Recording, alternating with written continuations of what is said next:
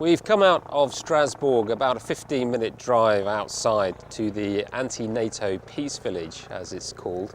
And we're hoping to interview a couple of people with the same questions we plan to ask later in the day. However, we've been told that nobody is prepared to speak to us or any press unless it's at the 1 hour between 1 o'clock and 2 o'clock. So there's some major restrictions here on what people here are willing to say. We, along with the rest of the press, waited until 1 o'clock when we were invited to put our questions to a press contact called Chris. The two questions we put to him, as well as everybody else during the day, were, firstly, what does NATO mean to them? And secondly, what do they feel NATO would or should be doing in the year 2020? Well, the NATO clearly stands for a militarization of external politics, but also for internal politics. There's a new strategy paper of the NATO, which is called Grand Strategy for an Uncertain World.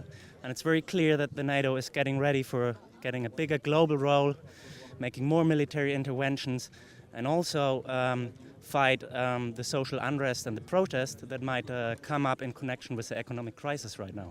What do you think NATO will or should be doing in 2020? Well, I think the NATO should be dissolved by 2020, and actually right now, because we think 60 years of NATO and of war and military intervention is enough. In general, the atmosphere here is quite friendly, but quite controlled. A couple of people outside have told us to turn off our camera. A little bit of aggression on that front, but in general, this is a very well organised camp. And now on to the Youth Summit. We've now arrived back in Strasbourg, where the first session of the Youth Summit is about to begin. So we're going to quickly ask some of the people here the same questions we asked at the peace camp. Can you tell me what NATO represents for you today?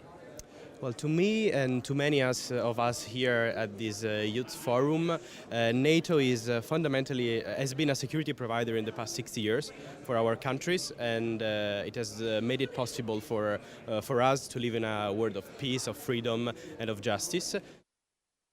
I think NATO, like today, is taking more of a peacekeeping approach, especially in the Middle East. Like, I think from where it started, it changed, shifted so much. Like, now there are policies in Afghanistan and there are policies in Africa. So, what do you think NATO will be doing or should be doing in 2020? NATO will be the most important fundamental platform for dealing with new security threats like cyberterrorism, piracy, and all other threats that could emerge by the time. So you're confident NATO will still exist in 2020? Of course. So now it's time to find out the opinion of the man and woman in the street.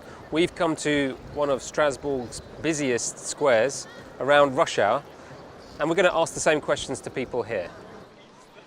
Can you tell me what NATO means to you?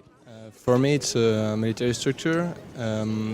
It started with the US Army. It was to protect Europe and the USA against the USSR. And today its role has changed.